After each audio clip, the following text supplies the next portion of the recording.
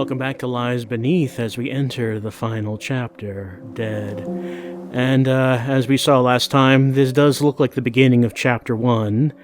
But before we advance, sometimes it's necessary to go back a little bit before we go forward. Dad's still in the car? Well, maybe Dad can wait. Let's just turn around for a second. Last time we did this, there was nothing out here but the frozen sea. Well, maybe a lake. Hard for the sea to freeze, but there's something here this time. The final lore item. It's a music box. It's my music box.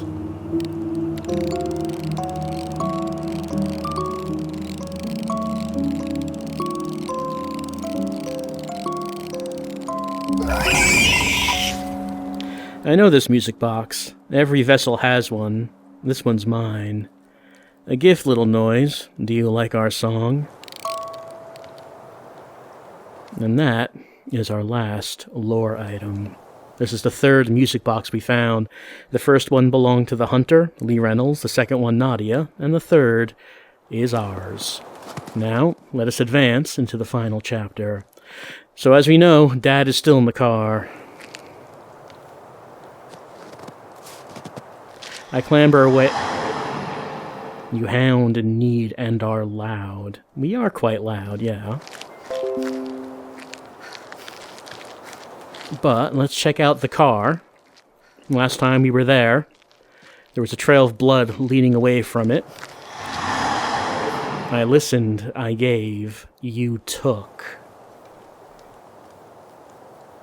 No one up there this time. The car is totaled. Now I take. It's empty. Dad, where are you? Admiral Weston, you're quiet when it's over. Well, there's no blood going away from the car this time. Also, the headlights are not on. It seems like this is a much older car wreck than it seemed at the beginning of the game. Let's head on through the cave, as that still is the only way to go.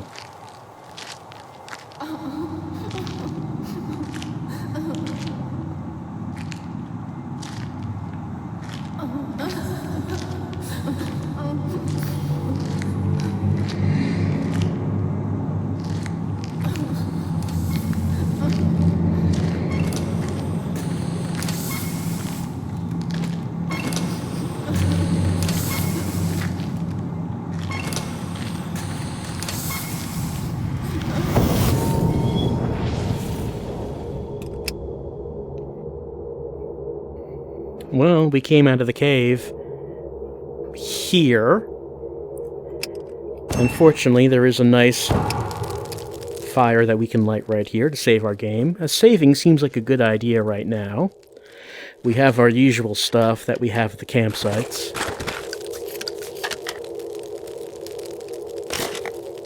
Dual gun. Probably don't need any melee. Well, before we go in there, can we go back? Is going forward really the only way we can go? It does seem yes. This is the only way that May can go.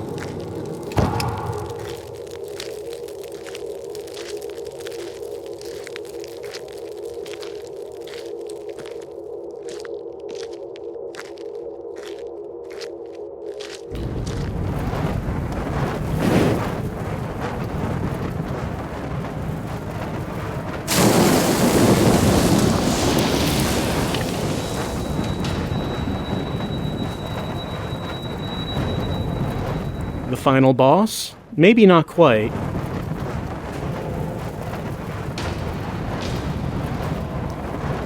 As we are actually controlling this thing here in front of us. Well, we got hands that can grab.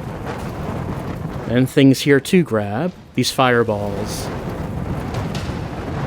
Let's grab them and do what we normally do, and that's light a campfire.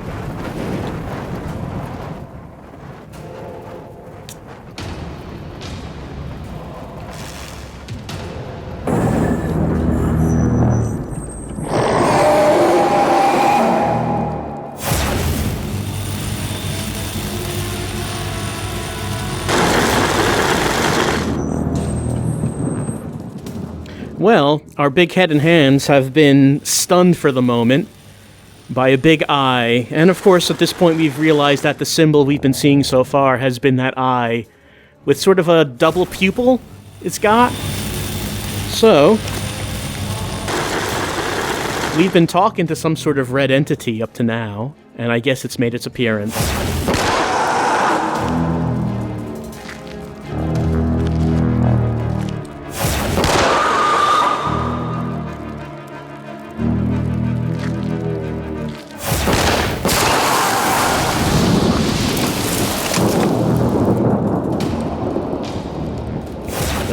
Our head is active again. Well, we got it. What are we gonna do? But of course, put it on the fire. But it does resist. It is resisting. But we got it.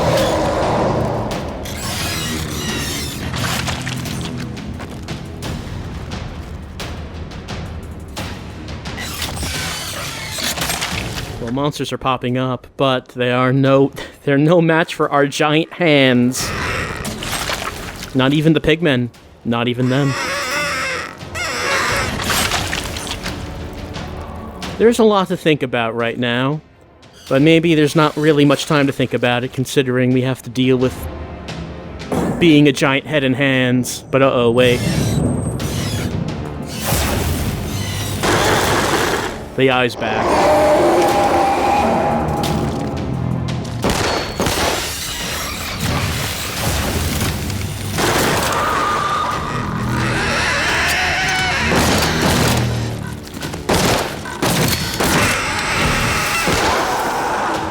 There's stuff flying above the fire if we need it, but we're doing okay right now.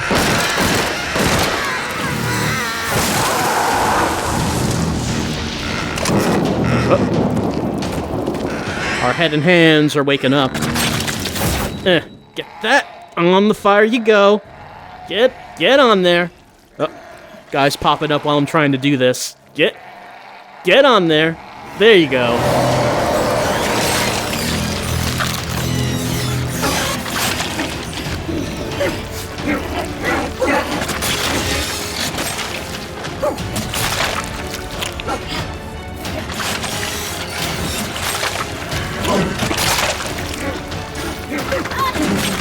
Got knife. Uh-oh. Eyeballs coming back.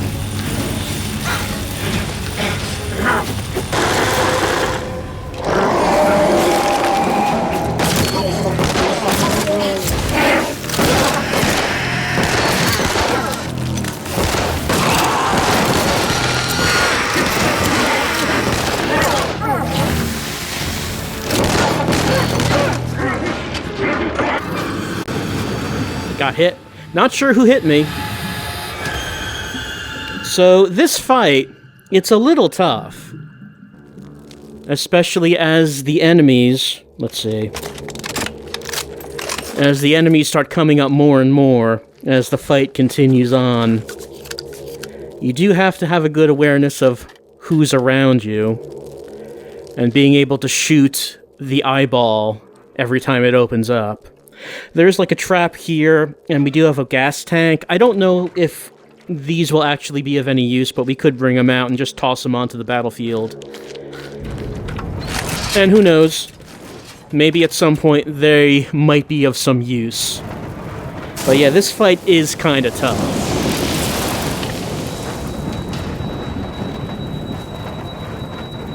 Supplies do appear above the campfire, but by the time you need them... Oh yeah, I can push this around also. By the time you need them, it might be a bit too hectic to actually try to grab anything. I can try to grab stuff out of there with the spear gun, but again, things do get hectic.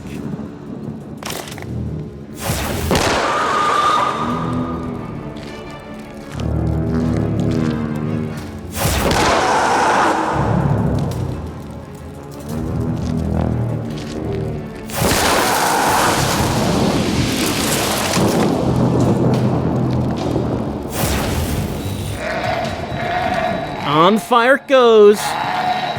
Everything must be purified through flame.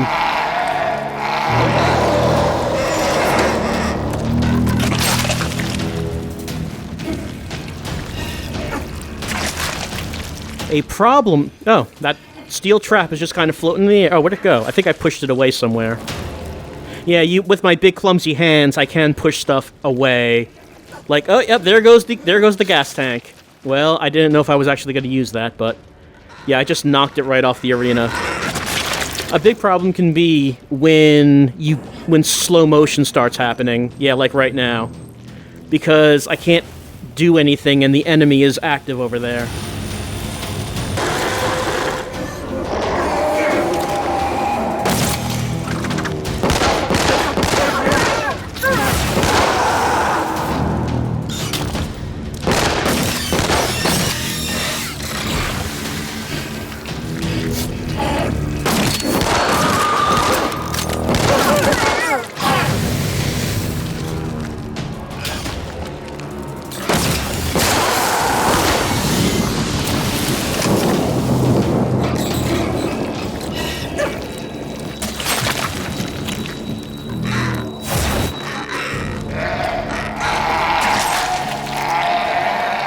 Get it on there. There we go.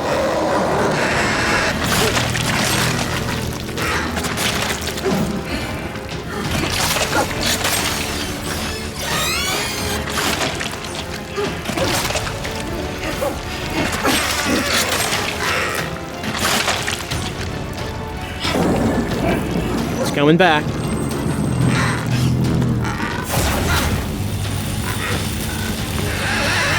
Like, that guy's running at me while this is happening, and that's real bad.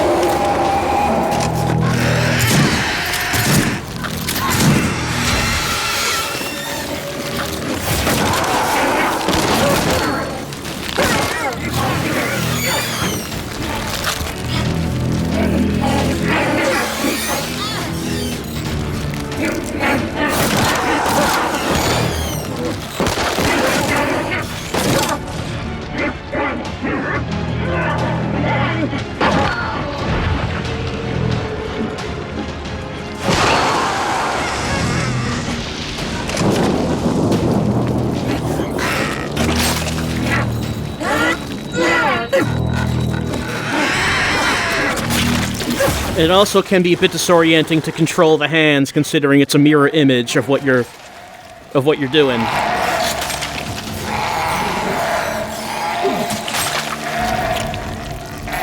On the fire. There we go. Oh, we did it. We did it. This guy's still attacking me. Please stop. Please stop. If we're fading out. We're fading out. Please don't kill me before we fade out. Because that guy was supposed to die. That guy was supposed to die. I feel like he... Okay, good. I was almost dead. That last enemy was supposed to despawn after we did it. I was a bit worried there. That he was going to hit me as we were fading to black. Anyway, our final challenge is over. The red eye, which basically represents this entity we've been dealing with, we have seemingly destroyed it. But let's head on forward.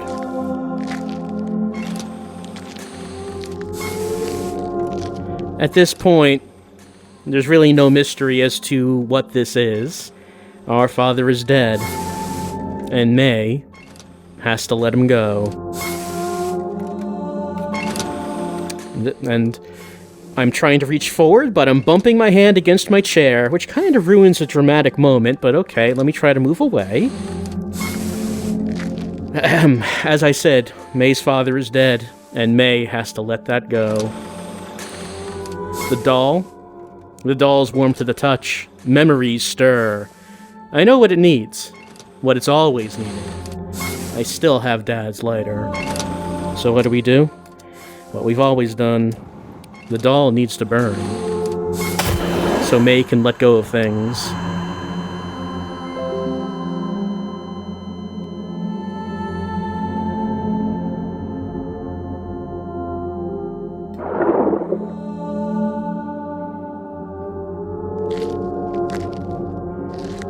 That door. I can feel something on the other side. I think it's hope? I think it's over? I can leave this, all of this noise behind me. I feel a tightness in my cheeks. A smile? I let the smile linger on my lips. Happy. All is peaceful now. All is quiet.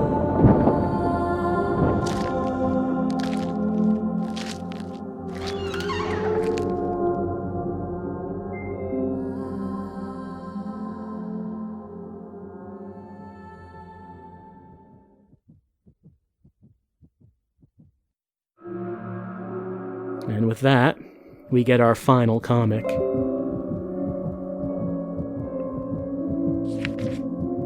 Well, fellow fear fanatics, I have only bad news to peruse. As these pages see their sad end, so does our time together. May has faced her demons, and herself. She leaves assured of one thing only. This day of dismay has left her head spinning. In like a record, baby.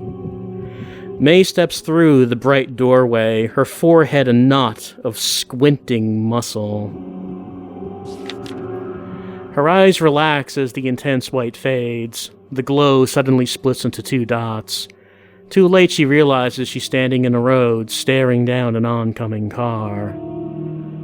As the car swerves to avoid her, she catches the faces of the 2 passengers. Disbelief grips her as the car careens into the guardrails and over the edge. She shambles slowly to the edge, afraid of what she'll find, knowing what she'll find. She stares at the familiar wreck and steels herself for what she knows is next. A figure crawls out of the ice and slowly makes its way up the path. It was her. It was always her. Mad May Malone has only scratched the surface of the wonders that hide in the recesses of our minds. Don't scratch too hard, or you'll risk exposing that which lies beneath. So, the figure that we saw standing over us looking down was May, after the whole adventure was over. And that's the person we've seen from time to time, here and there. Also, something that's kind of important, which I don't think would show up in the video, is that as I exited the door, I got an achievement that was titled, "You can't leave, she won't let you." I think that's relevant for this ending. And only one thing left to do, and that is the credits. So, not a happy ending for May. She went through the village, went through her own mind. Yeah, there we are, up there above the hunter.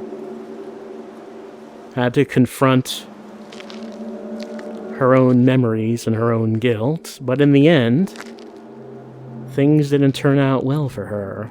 And you might wonder what exactly happened. Did she go back in time? Did the entity cause May to go back in time and become the one that caused the car crash? That's a bit vague. As we walk through the special thanks. Thank you for playing, says all of them at Drifter. All is quiet. For now. And the lighter hovers in front of us. But before we discuss what the story of this game could be about, I probably should mention there is a second ending. Not a good ending, let's say. You know, you usually think about multiple endings as good or bad, happy and sad. And this ending we got definitely was not happy. I would not say the second ending is any happier, but there is a second ending. And that is what we are going to do now. To get there, I'm going to have to go through that last chapter again. May's not looking too good right there. Chapter 20, Dead. Final goodbye, hard choices, a fresh start. I'm going to go through this again, and I think probably just cut the next few minutes out until I defeat the last boss again, so I will see you on the other side of this fight.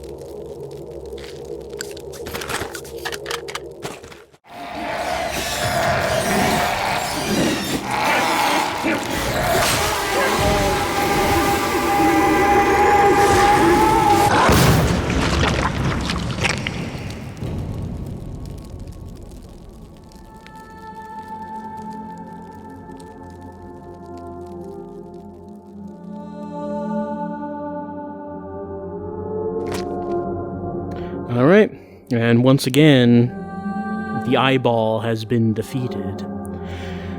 But what can we do to get another ending, another outcome? Well, there's not really much in the way of choices we can make in this game. There really is only one choice we can make. And that's not even whether or not we need to burn the doll. Burning the doll is still needed, because we do need to let go of Dad. Either way, we need to do that. But there is one choice we can make now that that bridge has appeared. Last time, we chose to leave the doll behind, and presumably that represents attempting to leave the entity behind, but we can take it with us. As of course, just like the lighter gives us some kind of security, so does the doll. The doll was May's friend as a child, and still does represent something important to her. She can take it.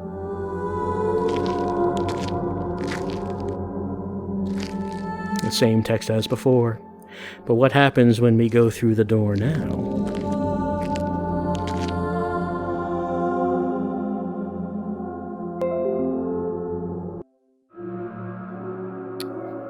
There was blackness beyond the door, and a new comic for us to read. Limited edition variant ending. Well, fellow fear fanatics, I only have bad news to peruse. As these pages see their sad end, so does our time together. May's face her demons, and herself. While her mind feels at ease, she still makes her way out. She's still lugging a little baggage. So that's a little different than the previous comic, and May's eyes are looking different as well. 3 weeks later, a young woman rests her eyes on the lighthouse, watching it shrink in the distance. Dad, for the second time I'm leaving here. Leaving you. Click. I'll miss you. You'll always be in my heart. You'll always be with me. But Dad? You're going to have company. And with that, May Malone makes her way back to the mainland with a renewed sense of confidence. Her greatest trials seem far behind her, but she'll never escape what lies beneath. And as we see, May's eyes are glowing red and she has that second pupil. And as the ship goes to the mainland, we got some red tentacles belonging to who knows what abomination following the ship. Is it a happier ending? I guess that's up to you. In this one, May actually does get to leave. She gets to go back to society, but she does take the entity with her. She does have a dark passenger. And if she tries to leave that behind, well, you saw what happened. She was doomed to just roam the wastes around Slumber for the rest of her life, I assume. The credits are the same as they were before, I believe.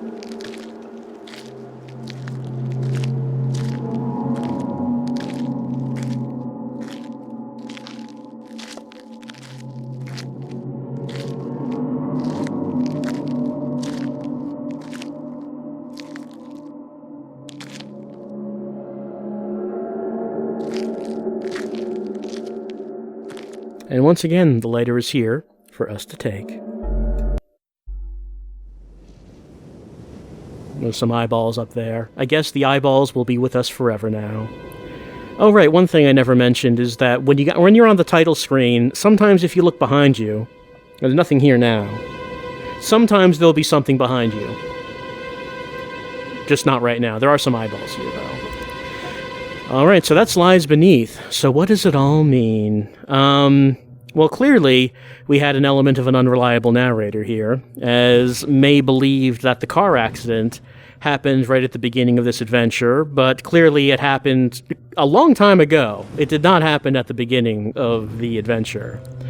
Also, May's dad did not survive the accident, which was something that May just wasn't recalling. As she was on this quest to find her dad was dead the whole time. So, was any of it real? Or was this all just in May's mind? Well, I think some of it was real. I think most of it probably was. I mean, you have the final issue in which she's going through, like, the hospital and the school, and clearly those are all constructs of her mind. But I think the first two issues with the woods and the hospital, I think... No, not hospital, the town. I think that was all real. Because as we find out, in the end, May is a vessel. And there are two other characters in the game who are vessels. Those being Lee Reynolds, the hunter, the other being Nadia. So if nothing else, those other two characters are real. So what's the full story? Well, could try to piece things together, try to figure it out, by looking at the lore objects. So we have every single lore object.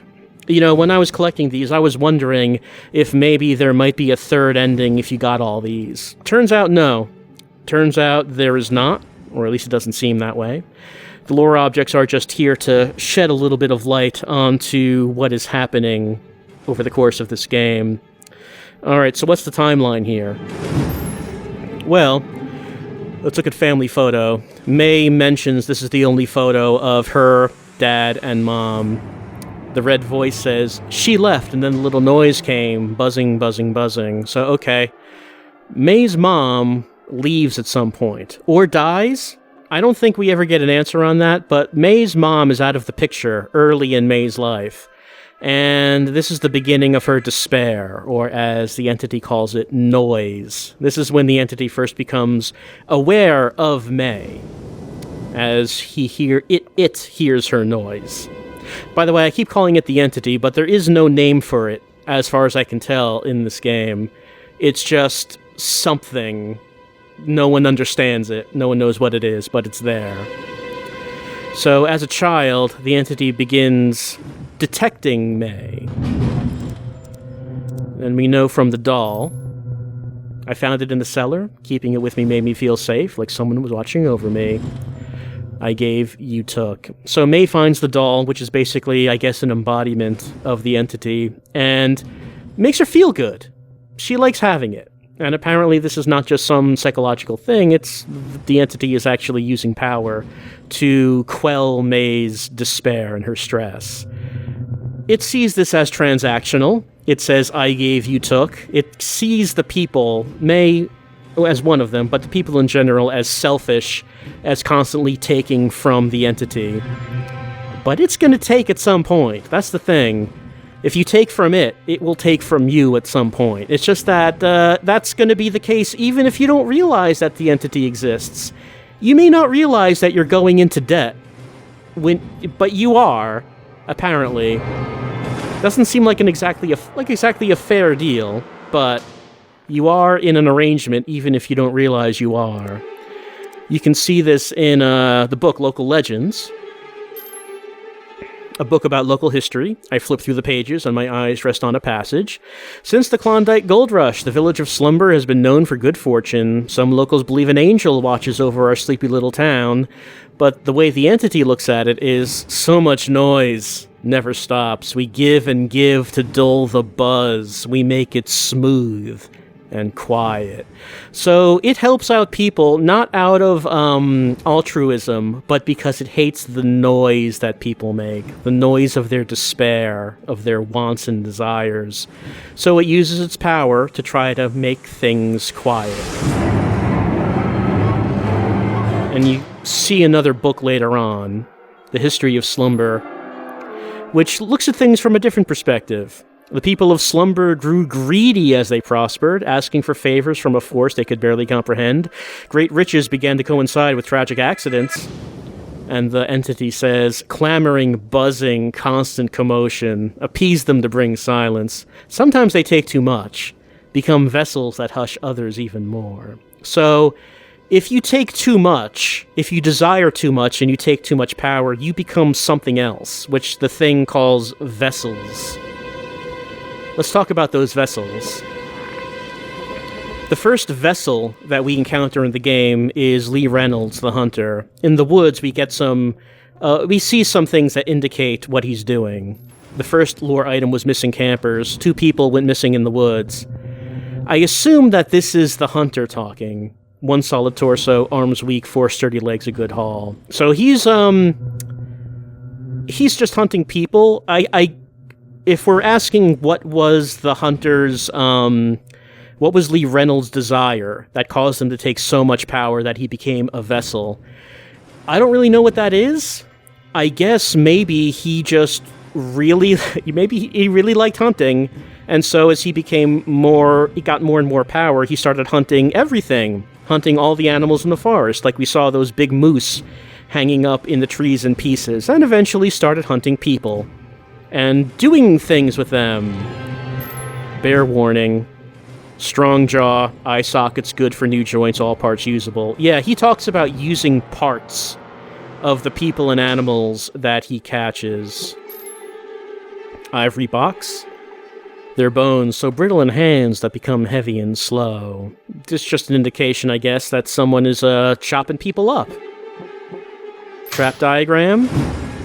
Wasteful to break good legs. Rest of parts make up for it. Lee Reynolds does not like breaking legs, because those legs are useful, but if they have to break the legs to get the rest of the parts, I guess it's worth it. Hand drill.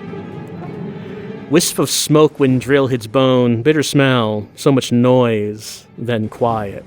So Lee Reynolds is doing something to people. We find out in this picture, hunting season. They laughed at us, and now we laugh too. Their funny new walks and wheezing whimpers. We made them better. So this is basically, I think, confirming that Lee Reynolds, after becoming a vessel, was somehow taking people apart and putting them back together in exciting new ways. And those were the monsters that we were fighting, at least in the woods. Those are, of course, not the only monster men we fight. We fight them in the town as well. But in the woods, I think that is supposed to be Lee Reynolds' work. Also, it mentions that the town people don't really like these other people, the people who come into town, like, or in the area as, I don't know, visitors or hunters coming in from other places. They don't really like outsiders too much in Slumber. Which is why I guess Lee Reynolds had some enjoyment in killing and rearranging these people. Here's the wallet, which confirms who the hunter is. It says, Lee Reynolds Jr., a name from before. This is an old skin. The new skin is better. So after Lee Reynolds became a vessel, eventually he got a new skin, because when we fight him, he's not a human being, he's like a big monster man, so that would be the new skin. Somehow, that eventually happens to you if you're a vessel, I guess. You become some sort of monster, you get a monster form somehow. I'm not sure of the process, it's not really specified what exactly this process is. There's Lee's music box over here. A music box warm to the touch. As I hold it, a strange certainty settles in my chest. This was a gift, though the who and the why escapes me. And the red voice says, the music pulls on our mind, bends flesh, makes the vessel more than before. So I guess at some point, the entity will give a vessel a music box, and maybe the music box is the thing that turns the vessel into a monster? Again, not really sure, but apparently this is part of that process. This is a gift from the entity to a vessel. We defeat Lee Reynolds at the end of Chapter 1. He turns back into a human for a few seconds before he dies. He doesn't think he did anything wrong. He says that he did not kill people, he made them better. He also said that he wouldn't have been able to get May's father, even if he wanted to. And, well, clearly, May's father is dead, so yeah, that's not something he would have been able to do. But he also said that May's father belongs to another. What is that referring to? Well, let's keep going on, because now we're heading into issue 2, which is in Slumber itself, and mostly about this person, Nadia. Nadia has a husband, but we don't really know anything about him. Apparently he went away, but Nadia is in charge of the cannery. She says, I have found renewed purpose, our business thriving, please be safe, return to me, love. A photo of before the noise consumed all. So Nadia, an ambitious person, she has founded the cannery in Slumber, which is the center of Slumber's economy. According to Nadia, that puts Slumber on the map. So she is a very important figure here in the town. However, it seems like at some point, okay, so I guess Nadia, because of her ambition, wanting the cannery to succeed, I guess she drew a lot of power from the entity, making her a vessel. But for some reason, she falls out of favor with the entity, I guess. Because you get this archive item that says, "Turn them loose in the night. They took the vessel to the old boathouse and made the quiet for themselves." So apparently the entity had some kind of control over the cannery workers and sent them to kill Nadia. So that's why when we go into the boathouse at the beginning of issue 2, we find that rocking chair with a dead body in it. And then we see Nadia for the first time, because that is where Nadia was murdered. What happened to Nadia? Well, we found this weird can. It has an eyeball in it. And the evidence box that says, "They made the vessel quiet, chopped up the old skin, packed in little tins, scattered. But now the vessel has a new skin, a better skin." So the cannery workers chopped Nadia up and packed her into cans of tuna. I assume they did not ship out those cans of tuna, because that probably would have been a problem when people find out that that's not tuna in there.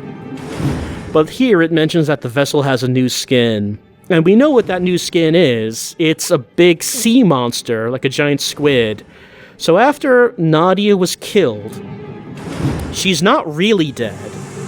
She somehow has a new squid body after that. Now again, not really positive on the hows here, how this is happening, but somehow the entity gives Nadia a better skin. He likes this new squid skin more than the old lady skin. He much prefers it. You know, I never was really sure about this one, the cannery time card. It says, on the time card, looking closer, I notice a gap in the middle of the night shift. Every week is circled in red pen with a note, "Explain to me why our people are leaving for several hours each day. Nadia." And the entity says, "All the little buzzing workers gather in the quiet place. They buzz, buzz, buzz, trying to get out, but they can't. Not until we give them what they want." So for some reason, I guess the entity was making the workers at night go somewhere. But I'm not positive about what this one is about. What the deal is there. Boat graveyard?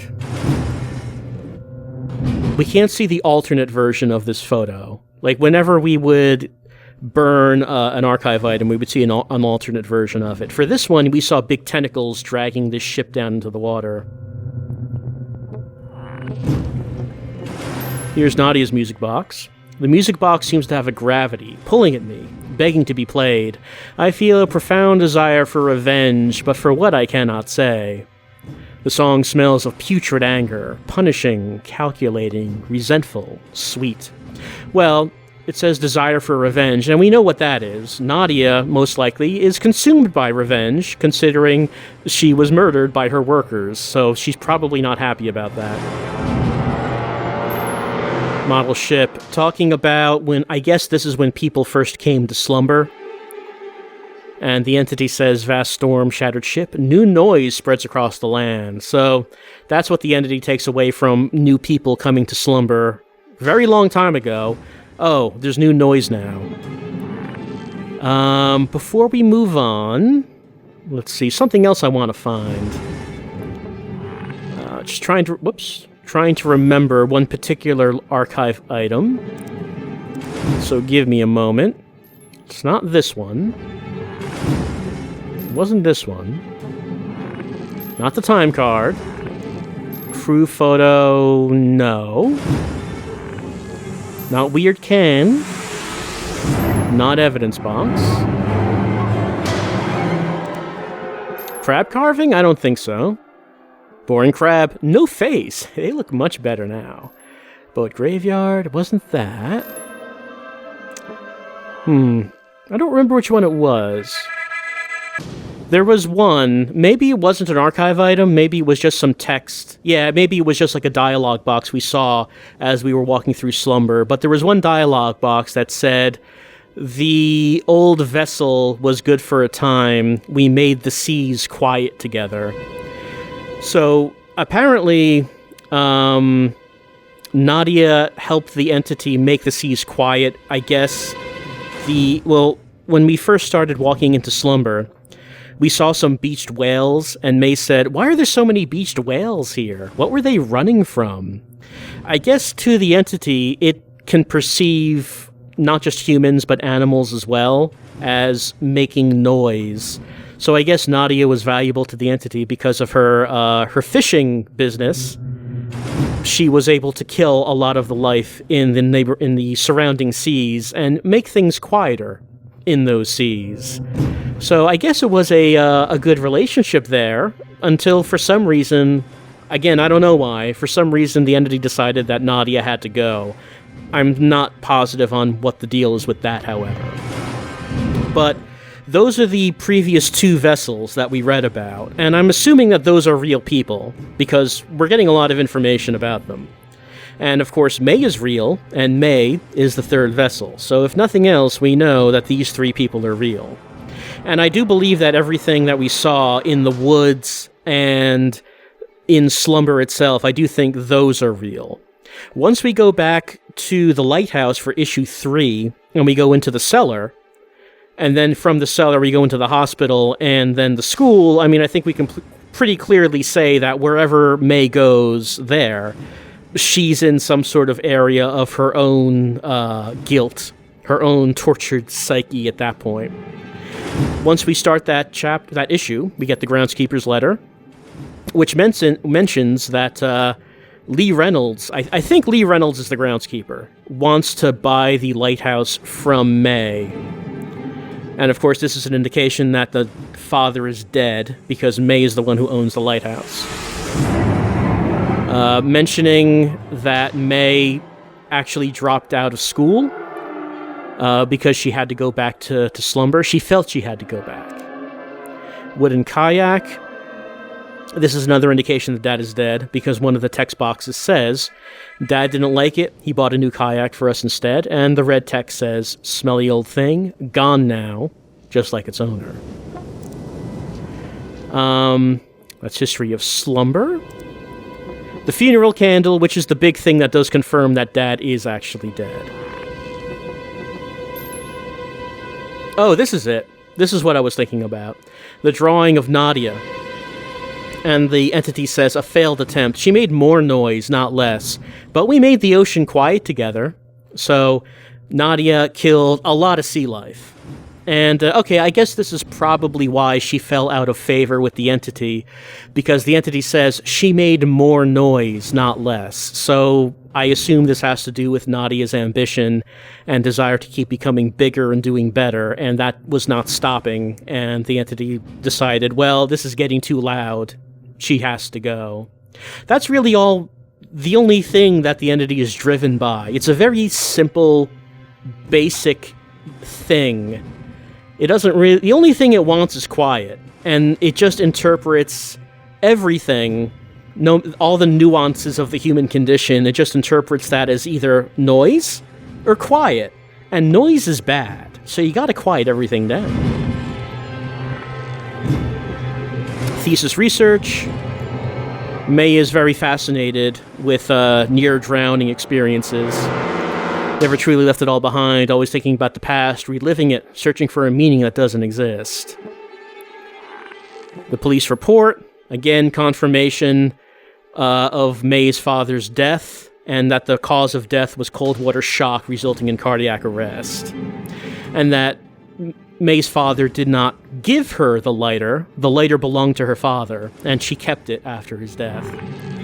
And then finally, the music box belonging to May, confirming that she is a vessel as well. Now, the previous 2 vessels, they had new skins. If May is a vessel, does that means that she had a new skin? I think so. I think her new skin was the big head and hands that we controlled during the last boss fight. That, the big head and hands. I think that's what that was. Now, why was that May's skin? In the case of the hunter, Lee Reynolds, he became a big hulking man who was basically the apex predator of the woods. So that form makes sense. In the case of Nadia, she became an enormous sea monster that was able to kill any other sea life. So that 4 makes sense for her. Why did May turn into head and hands? And to explain that, I think we would maybe break the fourth wall a bit and say that May is a character being controlled in a VR video game. And in VR, all you are head and hands. So that's why May's new skin took the form of that. That's what I think anyway. Who's to say if I'm right? I don't know. I'm just going to say that that's why. But May was not consumed by the entity, by being a vessel and her new skin, so she defeated it and walked on out. Even though she might not get the best ending, either she wanders the wastelands, the wilderness around Slumber. Even she might wander around there, maybe for the rest of her life, or she actually does leave, goes back to society, but is still carrying the entity. But still, she keeps her existing skin.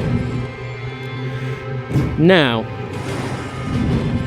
as I said, there are some elements of being an unreliable narrator for May. Why is May doing this? Like, what is the whole thing? She's obviously working through guilt, but what guilt? If we find out that it seems like the reason that the car accident happened was because it was time for the entity to take. The entity says that May was taking and it was giving. Now it was time for the entity to take. So the entity caused the car accident, which resulted in the death of her father. And that's why Lee Reynolds said that he would not be able to touch May's father, even if he wanted to, because he belongs to someone else. And the thing that he belonged to was the entity itself. That was the price that May had to pay for taking so much. But like I said, May didn't actually know she was racking up debt. She didn't know she was in some sort of arrangement with some sort of otherworldly being. But she was, and it was time for the entity to collect. So is that really all it is? Is it just the case that May is guilty about the car accident, believing it to be her own fault, and that is what is tormenting her? Not exactly. There's something a bit more to it, and I think it's something that's easy to miss. At least it was something I missed the first time I played through the game. So we know that when the car accident happened, both May and her father went into the ice-cold water because her father died of cardiac shock from going into the water. We know that much. May, however, survived, and she got back to the surface. Now, there is a part in the game where we walk into a cave, and in the cave, it's full of water, and above us is ice. Then a hole smashes through the ice, and above it we see the car, and May sinks down through the water. However, she lands on like a stone platform. May stands up, and at this point we don't actually know it's May. It's that figure with the hood. We find out at the end it's May, but we didn't know that at the time. She stands up, and she turns into that monster with the skull and the 2 tentacles. You know what I'm talking about. It's that hard enemy where you shoot a zombie a few times, then it explodes, and it's like, with tentacles. Does a lot of damage. So May turns into one of those, and that's the first time we actually see one of those enemies. Then, a little later on after that, there's another scene where we walk into the same cave. It's full of water, there's ice above us, and then a hole smashes through the top of the ice. We see the car through the ice, and then a figure sinks down through the water. It's not May. It's hard to tell because the person is far away, but it's easy to tell that it's not the same character as May. This character, however, does not land on the stone platform. This character sinks past it. So this character is May's father. Now, a little later on after that, some point in issue 3, there is a text box where May says that when she went into the water, she wanted to live, and now he's dead. So what it seems to be implying is that when the car accident happened, May and her father smashed through the ice. May landed on the stone platform near the surface. Her father didn't. Her father sank past the platform and went down further into the water. And May swam back up to the surface because she wanted to live. So that is actually what May's guilt is all about. Not just the car accident, but it was when both her father and herself were in the water. In the moment of crisis, May swam back up instead of going after her father. That's the thing that she hasn't actually told anyone. She hasn't been able to mention it. That's the thing that's eating her up. That's the source of her guilt. She left her father to sink in order to save her own life. When it says the funeral candle, let's see. Right, during Dad's funeral, May says nothing. She doesn't want to talk about it. It's something that she's trying to keep inside because she just doesn't want to mention to anyone what actually happened. Everyone knows about the car accident, but this one detail is the thing that she has not actually shared with anyone. The text box I'm talking about is not actually part of any of the lore objects. It is, I think, the beginning of a chapter. Hold on, let me see if we can get that chapter. Chapters, which one? It was in issue 3. Might be Best Forgotten. Let me start at Best Forgotten. Let's see how that starts. Yeah, it's this one, I think. Okay, so when we begin this, we approach from here. I wanted to live. No choice. Now he's dead. So May admitting to herself that the reason her father is dead is because May wanted to live. So she left her father behind. I don't remember which chapters those two scenes I'm talking about are in. The scenes where you see May sinking down into the water and then later on her father sinking down. Forget which chapters those are in. But those scenes, I think, are indicating to us what actually happened during the car accident. Her father just sank to the bottom. May was fortunate enough to land on the stone platform, which allowed her to swim back up to the surface, leaving her father behind, but saving herself, and that is the thing what May is really guilty about. So, it's not just enough for May to learn that the car accident was actually caused by the entity. If it was, maybe perhaps May wouldn't feel guilty about her father's death. But that's not the whole story, that's not enough. It's not just enough to say, well, the entity caused the car accident, so you don't have to feel bad about it. She still feels guilty about it because she left her father to die. And that's the real reason why the whole thing at the end has to do with letting her father go and moving on, trying to go back to her life and living her life without the guilt of her father, because she has this thing that she feels guilty about that she's never mentioned to anyone, and that she has to try to let go. As far as whether or not she can let it go, well, if you take the doll with you, and you get the dark passenger ending, it seems like May's feeling all right.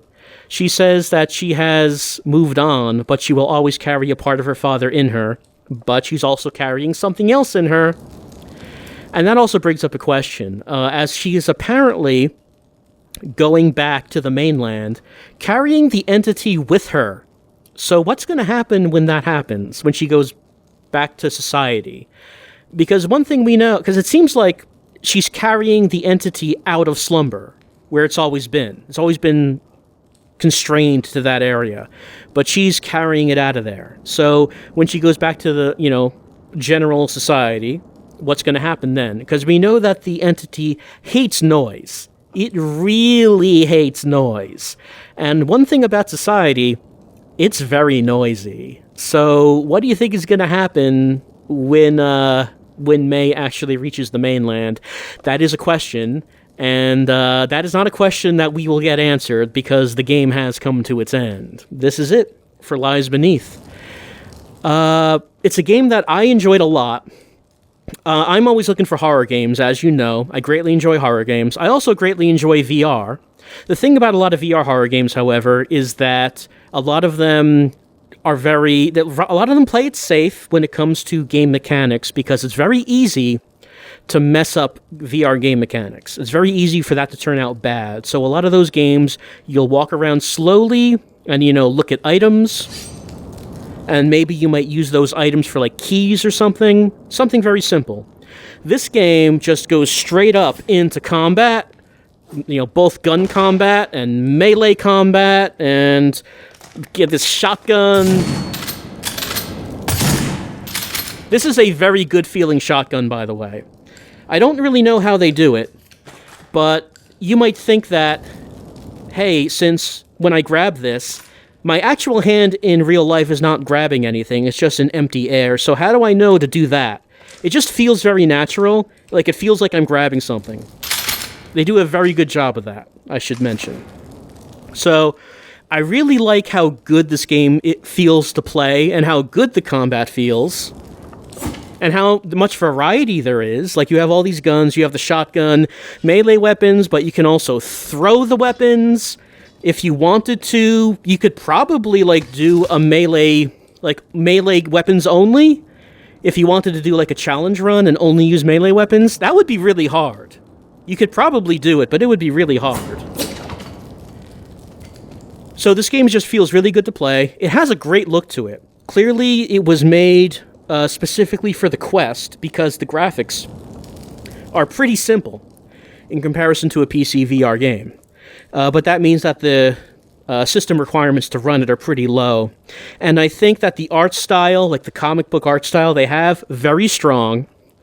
I think also that they use these text boxes very effectively. You learn a lot about May and what's going on in her head, a lot more than you do in most other horror games when you're talking about the protagonist, because of all these text boxes that you're seeing throughout the game. I do like the story. It is pretty obscure and vague, kind of hard to say for certain what's happening, but a lot of horror games are like that and leave you to just put the pieces together, try to, squeeze them together and say, okay, this is what the story is. I think what I just related to you, I think that's a story. I don't know for sure, because unlike more popular horror games, Lies Beneath really doesn't have much press about it. It doesn't have really people talking about it, or people writing guides or story explanations for it. Not like Silent Hill or something like that, in which you will see no end of content if you're looking for story explanations. This game, you're kind of on your own to try to figure it out.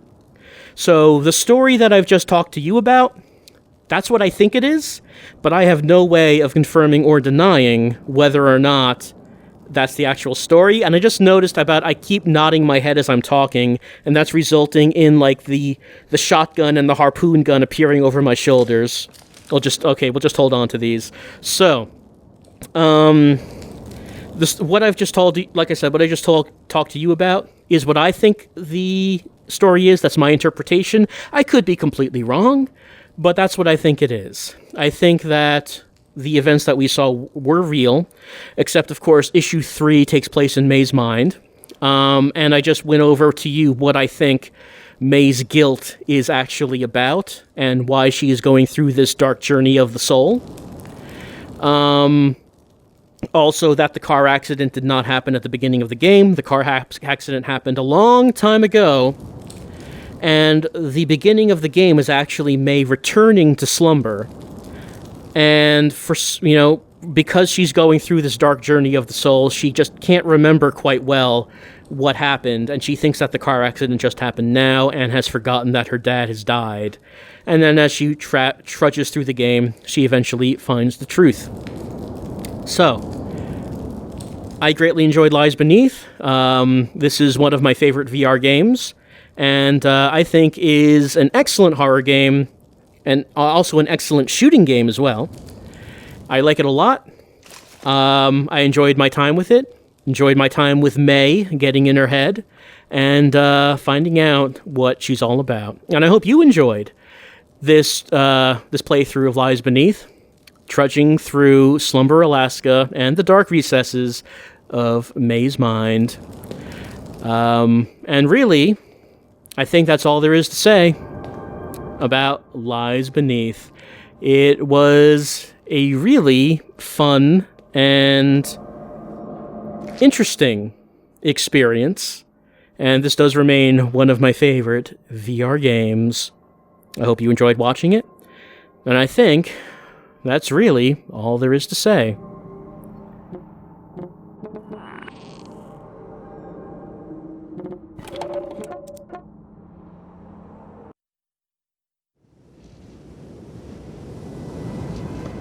Still nothing behind me. I guess because the eyeballs are still there. Well, I'll see you around for something else, but as far as May's journey, it has come to a close, and that has been Lies Beneath.